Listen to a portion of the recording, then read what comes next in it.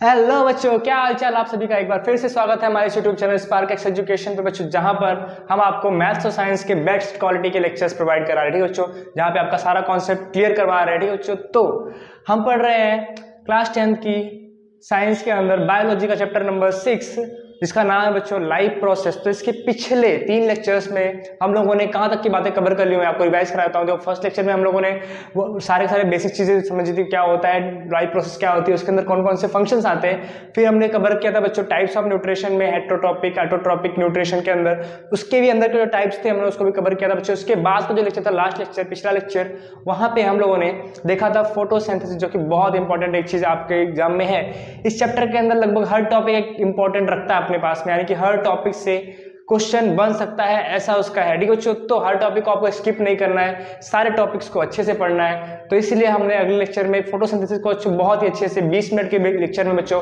अच्छे से cover up किया था। ठीक है बच्चों, तो आज का जो हमारा लेक्चर होने वाला है बच्चों, वो होने वाला है हेटेरोट्रॉपिक न्यूट्रिशन, यानी कि एनिमल्स के अंदर न्यूट्रिशन, यानी कि ऐसे न्यूट्रिशन जो दूसरों के ऊपर डिपेंडेंट होते हैं, जैसे कि इंसान हो गया, अमीबा हो गया, इसकी बातें हम करेंगे। ठीक है बच्चों, तो आज हम देखते हैं बच्चों हेटेरोट्रॉपिक न्यूट्रिशन के अंदर कुछ टर्म्स होते हैं। ठीक है बच्चों, तो हमने देखा था उसके पहले फोटोसिंथेसिस वाले में कि वहां पे प्लांट क्या करता था, प्लांट करता था सनलाइट का यूज करता था, कार्बन डाइऑक्साइड का यूज करता था और क्लोरोफिल का यूज करता था, और साथ में वाटर का यूज करके खुद के लिए खाना बनाता था। ठीक है, यहाँ पे क्या होगा बच्चों, यहाँ पे जो भी होगा वो दूसरों के ऊपर डिपेंडेंट होगा। ठीक है, तो इसके पहले के लेक्चर में हमने देखा था, एक चीज बताना भूल गया था, वहां से आप ऐड कर सकते हैं कि जो प्लांट के अंदर होता है फूड कैसे स्टोर होता है। Plant store food as starch. ठीक है, किसके रूप में जमा करता है, हमारा जो हमारा प्लांट होता है वो जमा करता है बच्चों स्टार्च के रूप में। ठीक है, स्टार्च क्या होता है, कार्बोहाइड्रेट का पॉली, यानी कि जो बहुत सारे कार्बोहाइड्रेट में क्या बनाते हैं बच्चों, हमारे स्टार्च बनाते हैं। ठीक है, समझ लो ये एक स्टार्च है, सॉरी एक कार्बोहाइड्रेट, ये कार्बोहाइड्रेट, ये कार्बोहाइड्रेट, ये सब चैन से जुड़े हुए होंगे एक दूसरे से, और क्या फॉर्म करेंगे, ये सब फॉर्म करने वाले बच्चों स्टार्च। ठीक है बच्चों, ये तो हो गई हमारे प्लांट्स के अंदर बात। तो ह्यूमन कैसे स्टार्ट करते हैं store, human store food as glycogen. ठीक है बच्चों, ग्लाइकोजन के, ठीक है, तो इतनी बातें हमको देखनी है, ग्लाइकोजन के रूप में स्टोर करते हैं। ठीक है, ये मैं कैसे बताऊंगा कि आगे जो पढ़ने वाले बच्चों हम डाइजेस्टिव सिस्टम में ह्यूमन में, वहां पे ये बातें मैं आपको समझाऊंगा ग्लाइकोजन से कैसे स्टोर करते हैं। ठीक है बच्चों, तो ये बातें हम लोगों ने पिछले लेक्चर में मिस की थी, उसको यहाँ पे कवर किया है। तो बच्चों आज का टॉपिक स्टार्ट करते हैं अपना, न्यूट्रिशन इन हेटेरोट्रॉपिक एनिमल्स, यानी कि न्यूट्रिशन इन एनिमल्स। तो बच्चों लास्ट तक बने रहना बच्चों वीडियो में, आज एक बहुत ही इंपॉर्टेंट टॉपिक आपका कवर होने वाला है। ठीक है बच्चों, तो स्टार्ट करते हैं न्यूट्रिशन में, हेटेरोट्रॉपिक न्यूट्रिशन के अंदर। तो हेटेरोट्रॉपिक न्यूट्रिशन बच्चों कुछ टर्म्स होते हैं जिसको समझना बहुत जरूरी होता है, जैसे कि होता है बच्चों, फर्स्ट होता है इंजेशन। क्या होता है, इंजेशन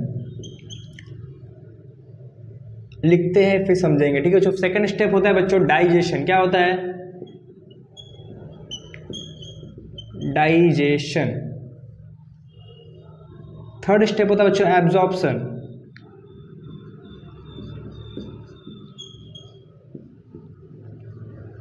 और फोर्थ स्टेप होता है बच्चों एसिमिलेशन।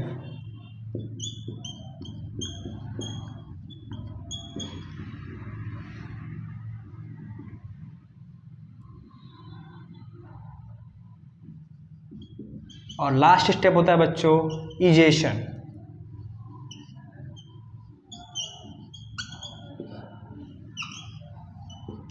ठीक है बच्चों, ये 5 स्टेप के अंदर हमारा डाइजेशन खत्म होता है। ठीक है बच्चों, पूरा का पूरा डाइजेशन सिस्टम होता है, जो भी ह्यूमन बींग्स होते हैं या फिर जो भी एनिमल्स होते हैं, इन सभी प्रोसेस का यूज करके ही डाइजेशन करते हैं, डाइजेस्ट सिस्टम बनाते हैं या फिर अपना न्यूट्रिशन लेते हैं। ठीक है बच्चों, तो फर्स्ट स्टेप आपको दिख रहा है बच्चों इंजेशन। क्या है बच्चों, इंजेशन। तो इंजेशन मतलब क्या होता है बच्चों, यहाँ पे आप डायग्राम बना सकते हैं, चार्ट बना सकते हैं। तो यहाँ पे लिखते हैं बच्चों इंजेशन के बारे में। इंजेशन क्या होता है बच्चों, the mode of taking food. क्या, वो खाने को किस तरीके से अंदर ले जाते हैं, उसे क्या बोलते हैं बच्चों, इंजेशन। यानी कि खाने को खाने के तरीके को, ऐसे हम हाथ से खाते हैं मुंह के अंदर, फिर हमारे अंदर में जाता है। ठीक है बच्चों, तो उसे क्या बोलेंगे हम लोग, इंजेशन, यानी कि mode of taking food is known as ingestion. ठीक है बच्चों, क्या होगा, mode of taking food is known as ingestion. क्या इतनी बातें क्लियर है? यानी कि खाने के जो अंदर जाएगा, यानी कि खाना खाने का जो तरीका होगा वो क्या बोले कहलाएगा हमारा इंजेशन। क्या कहलाएगा? इंजेशन। ठीक है, सेकेंड स्टेप आता है हमारा डाइजेशन। ठीक है, डाइजेशन।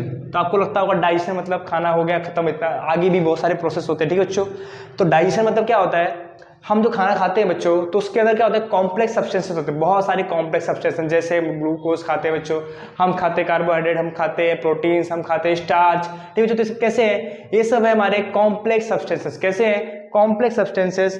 तो इन कॉम्प्लेक्स सब्सटेंसेस को ब्रेक करना और सिंपल में कन्वर्ट करना, सिंपल सब्सटेंस में कन्वर्ट करना क्या कहलाता है हमारा डाइजेशन।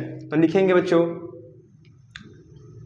ब्रेकिंग ऑफ कॉम्प्लेक्स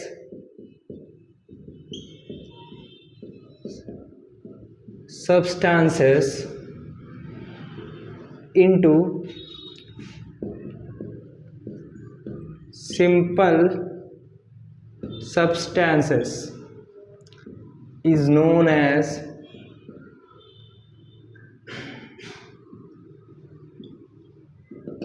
ठीक है बच्चों, क्या बोला हमने, breaking of complex substances into simple substances is known as a क्या, डाइजेशन। ठीक है बच्चों, इंजेशन नहीं है, इंजेशन टेकिंग फूड है। ठीक है, तो ये बातें क्लियर है? क्लियर है तो लिख लीजिए, लिखते चलिए साथ साथ में आप लोग भी, आपका भी डेफिनेशन क्लियर हो जाएंगे, कभी डेफिनेशन भी पूछ लेता है एमसीक्यू में बच्चों। ठीक है, तो थर्ड आता है हमारा एब्जॉर्प्शन। क्या हुआ है एब्जॉर्प्शन? आप जब आपने सिंपल सब्सटेंस तोड़े हैं बच्चों, ठीक है, ये क्या होगा, इनको एब्जॉर्ब कराएगा विलीज की तरह। किसकी तरह? विलीज एक स्ट्रक्चर होता है हमारे पेट के अंदर, यानी कि स्टोमक के अंदर विलीज होता है। क्या करते हैं बच्चों, इनका काम होता है, क्या करता है, जो हमारा सब्सटेंस छूटा हुआ है, यानी जो डाइजेस्टेड फूड है, क्या करना, उनको एब्जॉर्ब करना। ठीक है, तो क्या आएगा एब्जॉर्प्शन में, absorption of digestive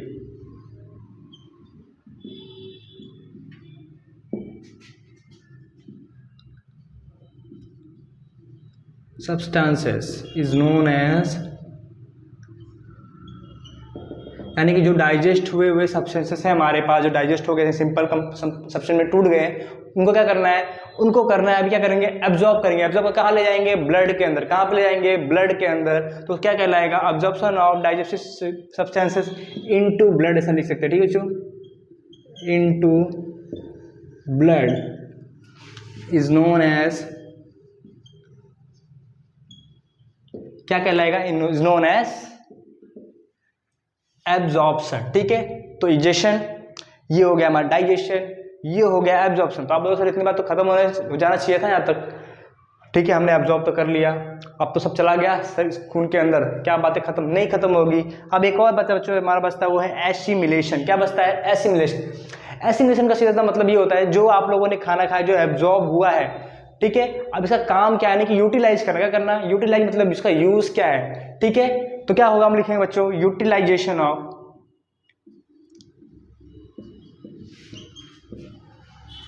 of food is known as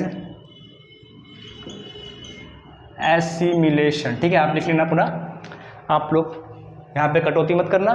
क्या है यूटिलाइजेशन, स्पेलिंग गलत है, utilization of food is known as assimilation. यानी कि जैसे आप लोगों ने खाया, क्या आप लोगों ने खाया ग्लूकोज, ठीक है, तो ग्लूकोज हुआ डाइजेस्ट होकर एब्जॉर्ब हुआ, अब गया हमारे एसिमिलेशन। एसिमिलेशन में क्या होगा, उसका यूज करना। ग्लूकोज का यूज किस लिए होता है बच्चों? अगर कमजोरी हुई है, चक्कर आ रहा है, ठीक है बच्चों, तो क्या करेंगे, आप ग्लूकोज खाते हो, फिर डॉक्टर आपको ग्लूकोज देता है, उसका मतलब क्या होता है, आपके चक्कर को ठीक करना, यानी कि कमजोरी को ठीक करना। तो उसके रूप में यहाँ पे यूज होगा। क्यों? क्या होगा, हमारा जो फूड हमने ग्लूकोज खाया था वो यहाँ पे आके यूटिलाइज होगा, यानी कि हमें जरूरत थी उसकी, इसलिए हमने खाया, और यहाँ पे होगा क्या होगा, यूटिलाइज हो जाएगा, यानी कि यूज में आ जाएगा। सेम अगर आप प्रोटीन खाते हो बच्चों, तो आपके मसल्स को ग्रो करने के लिए भी होगा। तो पहले क्या होगा, आप प्रोटीन खाओगे, फिर वो प्रोटीन कॉम्प्लेक्स होता है, फिर टूटेगा किसमें, सिंपल सब्सटेंस में, फिर टूट कहाँ पे जाएगा, वो डाइजेस्ट हो जाएगा। ठीक है, डाइजेस्ट बिलीस से क्या होगा, एब्जॉर्ब होगा। एब्जॉर्ब होगा, क्या होगा, इसका यूटिलाइजेशन मतलब आपके मसल्स के अंदर जाएगा, यानी कि आपके मसल्स को ग्रो करेगा, यानी क्या हुआ, उसका यूज हुआ है परफेक्टली वहां पे। ठीक है, तो ये चारों हमने क्लियर कर लिया, ingestion, digestion, absorption and assimilation. तो ये सब चीजें होने के बाद लगभग हमारा खाना डाइजेस्ट हो जाता है, और जो कुछ चीजें बच जाती है, ठीक है बच्चों, जो आप सुबह सुबह करते हो, ठीक है बच्चों, एक सॉलिड वेस्ट, क्या करते हो आप, सॉलिड वेस्ट बाहर निकालते हो। सॉलिड वेस्ट क्या होता है बच्चों, जो इन सारी प्रोसेस के बाद बच जाता है। क्या होता है, जब इन सारी प्रोसेस के बाद जो कचरा बच जाता है हमारी बॉडी में, जिनका कोई यूज नहीं होता, यानी कि उनसे कुछ भी हमारी बॉडी को फायदा नहीं होने वाला है, क्या करते हैं उसे हम क्या करते हैं, इजेक्ट कर देते हैं, यानी कि बाहर निकाल देते हैं। ठीक है बच्चों, क्या होगा, तो ejection of waste substances out of the body is known as क्या, इजेशन। ठीक है, क्या, ejection of waste substances out of the body is known as egestion. ठीक है, तो लिख लेंगे ejection of waste from the body is known as क्या, इजेशन। ठीक है, तो ये पांचों स्टेप क्लियर है बच्चों आप लोगों को, तो आप ये पांचों स्टेप नोट कर लीजिएगा, बहुत ही इंपॉर्टेंट है, एग्जाम में पूछा जा सकता है कभी कभी डेफिनेशंस के रूप में। ठीक है बच्चों, तो एक बार बात यहाँ पे क्लियर करना कि इजेशन और एक्सक्रीशन, आप बोलो सर एक्सक्रीशन में ये आपने यही बताया था कि कुछ चीजें हम लोग वेस्ट की तरह के बाहर निकाल देते थे, तो क्या डिफरेंस क्या था दोनों में, तो इसको जब हम डाइजेस्टिव सिस्टम में ह्यूमन बींग्स पढ़ने वाले वहां पर डिफ्रेंशिएट करेंगे कि इजेशन और एक्सक्रीशन में क्या डिफरेंस होता है। तो आप यहाँ पे लिख लेना बच्चों, याद रखने के लिए साइड में कहीं पे यहाँ पे लिख लेते हैं जगह की कमी के कारण, कि egestion does not equals to excretion, यानी कि इजेशन और एक्सक्रीशन दोनों सेम नहीं है। ठीक है बच्चों, कुछ ना कुछ डिफरेंस है दोनों के बीच में, वो बातें हम देखेंगे। ठीक है, तो आप स्क्रीनशॉट ले सकते हो उसका, या फिर आप लोग नोट पेन निकाला हो तो नोट पेन से आप इसे नोट कर सकते हो। ठीक है बच्चों, इसके बाद हम देखने वाले बच्चों डाइजेशन इन अमीबा। क्या देखने वाले हैं, डाइजेशन इन अमीबा। ठीक है, अपना डाइजेशन इन अमीबा। अमीबा क्या होता है बच्चों, एक एनिमल है। ठीक है, ठीक है, क्या है, टाइप का एनिमल है कि प्रोटोजोआ है। क्या है, प्रोटोजोआ। वो भी क्या करता है, हेटेरोटॉपिक न्यूट्रिशन करता है, यानी कि जो हमने पढ़ा हुआ है वही बातें यहाँ पे क्लियर करनी। ठीक है, तो क्या है हमें पढ़ना है, डाइजेशन इन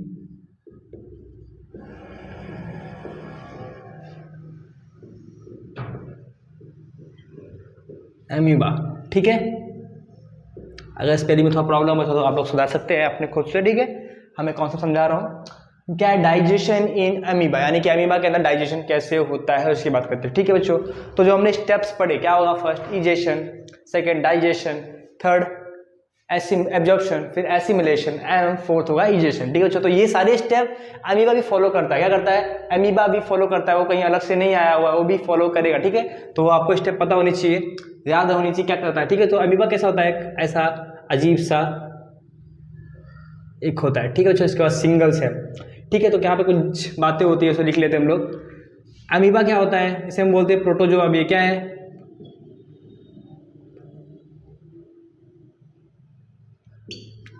एक ऐसे प्रोटोजोआ है। फिर क्या है, ये सिंगल सेलुलर है। क्या है,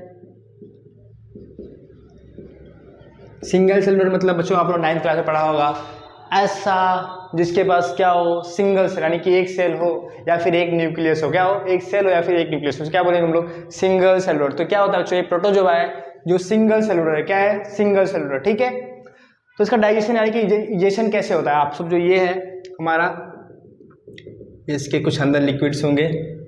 ठीक है, प्लाज्मा टाइप के, ये अपना क्या है, ये अपना अमीबा है। ठीक है, इसको दिखा यहाँ पे खाना, क्या दिखा यहाँ पे, सपोज करो यहाँ पे से खाना दिखा, ये क्या है बच्चों, ये है फूड, ये है अमीबा। अब इस अमीबा को खाना दिख गया है, खाना है उसे, तो क्या होगा, इसकी तरफ बढ़ेगा। क्या करेगा, बढ़ेगा। कैसे बढ़ेगा, ये इसके पास तो पैर वैर तो है नहीं बच्चों, तो इसके पास एक पैर, जैसे हम बोलते हैं फॉल्स फीट, क्या बोलते हैं, या फिर स्यूडोपोडिया। क्या बोलते हैं, स्यूडोपोडिया।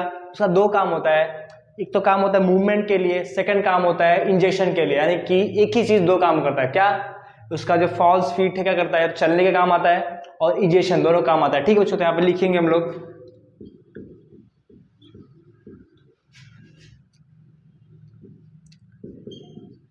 स्यूडोपोडिया। ठीक है, क्या बोलेंगे इसे हम लोग, इसे बोलते हैं हम लोग फॉल्स फीट। क्या बोलते हैं, फॉल्स फीट। इसका काम क्या होता है, इस फॉल्स फीट का दो काम आते हैं बच्चों। फर्स्ट काम हम बोलेंगे मूवमेंट के, यानी कि चलने के लिए भी किसका यूज करता है वो, फॉल्स फीट का। सेम काम इजेशन यानी कि खाने को अंदर लेने के लिए भी क्या करता है वो फॉल्स फीड यानी कि स्यूडोपोडिया का यूज़ करता है। ठीक है बच्चों, तो क्या उसको खाना यहाँ पे दिखा। तो नेक्स्ट स्टेप में आएंगे, यही हमारा अमीबा अजीब सा क्या करेगा, इस खाने को पहले घेरेगा। क्या करेगा वो, इस खाने को चारों तरफ से वो घेरने का ट्राई करेगा, इसको घेरेगा। ये फूड है, ये इसका न्यूक्लियस।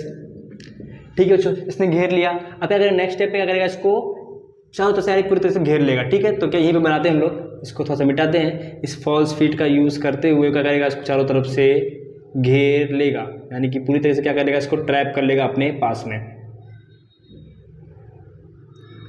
तो क्या किया इसने, देखो इसने इसको, ये हमारा फॉल्स फीड है,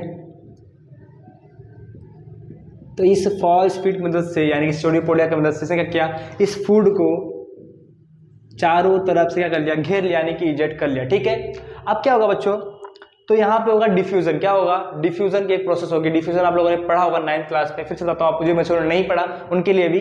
डिफ्यूजन क्या होता है, हाइयर कॉन्सेंट्रेशन से लोअर कॉन्सेंट्रेशन की तरफ गैस और लिक्विड का ट्रांसपोर्टेशन यानी कि मूव करना कहलाता है हमारा डिफ्यूजन। यानी कि फिर से हाइयर कॉन्सेंट्रेशन से लोअर कॉन्सेंट्रेशन की तरफ गैस या फिर लिक्विड का मूवमेंट क्या कहलाता है हमारा डिफ्यूजन। तो आपको पता होगा यहाँ पे क्या है, इसके पास में फूड है, तो इसका पेट पूरी तरह से खाली तो होता नहीं है। क्यों बच्चों, पूरी तरह से खाली होता है, इसके अंदर कुछ एंजाइम्स होते हैं। क्या होते हैं एंजाइम्स, एंजाइम क्या कैटेलिस्ट है, क्या है, एक बायोलॉजिकल कैटेलिस्ट है, जिसका काम क्या होता है रिएक्शन को फास्ट करना। तो यहाँ पे कुछ फूड एंजाइम्स होते हैं, क्या करते हैं फूड एंजाइम्स की वजह से क्या होता है, यहाँ पे थोड़ा लो कॉन्सेंट्रेशन फूड होता है इनके पास में। ठीक है, तो यहाँ पे हाइयर कॉन्सेंट्रेशन, यहाँ पे लोअर कॉन्सेंट्रेशन, तो इंजेक्शन हो गया है। अब ये क्या हो जाएगा, इंजेक्शन पूरी तरीके से कहाँ जाएगा, इस सेल के अंदर यानी कि इस कोठरी के अंदर चला जाएगा, इस थैली के अंदर चला जाएगा। ठीक है, तो इस थैली के अंदर जाएगा, फिर इसके बाद क्या होगा बच्चों, थैली के अंदर के जाने के बाद वहाँ पे इसके बाद कुछ डाइजेस्टिव जूसेस होंगे। क्या होगी, डाइजेस्टिव जूसेस, जिसका काम क्या होगा, इस खाने को डाइजेस्ट करना। क्या करना, इस खाने को डाइजेस्ट करना और एसिमिलेट और एब्जॉर्ब करना।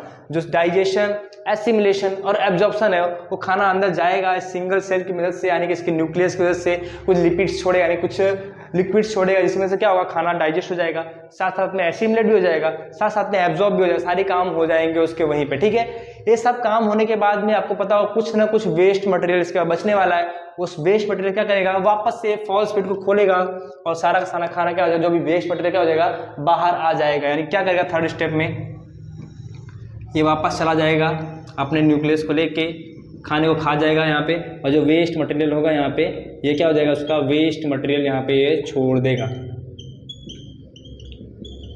ठीक है, तो आपको एग्जाम में लिखना कैसे बच्चों, तो सारी बातें पहले आपको एग्जाम में लिखनी है। Amoeba is protozoa single cellular micro organism. ठीक है बच्चों, ये कहाँ से करता है, ये अपना फूड इनटेक करता है यानी कि इजेक्ट करता है बाय द स्यूडोपोडिया। स्यूडोपोडिया का यूज दो तरीके से होता है, एक तो मूवमेंट के लिए, दूसरा होता है इजेशन के लिए। ठीक है बच्चों, फिर खाना अंदर ले जाने के बाद में by the diffusion the higher concentration food went into the amoeba cells. ठीक है बच्चों, अंदर जाएगा, फिर क्या हो जाएगा यहाँ पे, इसका हो जाएगा डाइजेशन होगा, एब्जॉर्प्शन होगा और एसिमिलेशन होगा, सारी प्रोसेस होगी। फिर क्या होगा, वेस्ट मटेरियल अपने आप बाहर निकल जाएगा, बायोस्यूडोपोडिया खुल जाएगा और ये वापस क्या हो जाएगा, निकल जाएगा बाहर और ये वापस से अपना मूव करता हुआ आगे चला जाएगा। ठीक है बच्चों, तो यह था अपना आज का लेक्चर। आई होप आप लोगों को समझ में आया होगा बच्चों। समझ में आया हो तो लाइक, सब्सक्राइब और शेयर करना बिल्कुल नहीं भूलिएगा और ज़्यादा से ज़्यादा अपने दोस्तों को शेयर कीजिए। थैंक यू बच्चों।